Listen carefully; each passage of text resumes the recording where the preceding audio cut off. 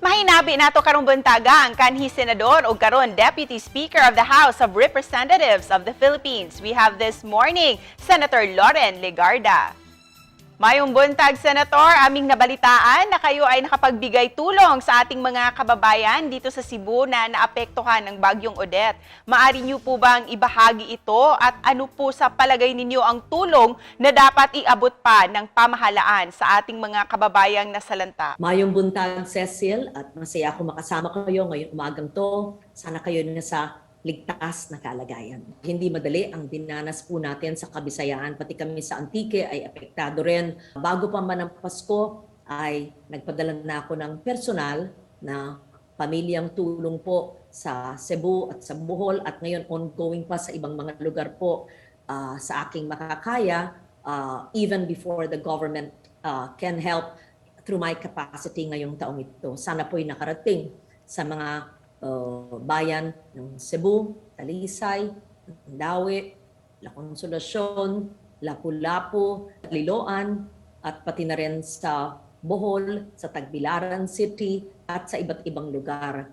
Importante natin mag-invest po tayo sa resilient, ibig sabihin na enerhiya, na pag nawawalan ng kuryente ay dapat makaka-switch tayo sa available na kuryente na may baterya na hindi maaapektuhan ng mga bagyo. Pangalawa po ay dapat siguro ay talagang nakahanda na, pre-position ang mga pagkain, ang goods, 24 hours bago dumating po ang bagyo. Senator, bilang isang UNDRR Global Champion for Resilience at kilalang nagsusulong ng kaalaman tungkol sa disaster risk reduction, ano po ba ang maaari pa nating gawin upang maiwasan ang mga trahedya dala ng mga natural disasters tulad ng bagyo? Alam niyo, ang mga bagyo, lalakas, dadalas, importante tayo po ay handa.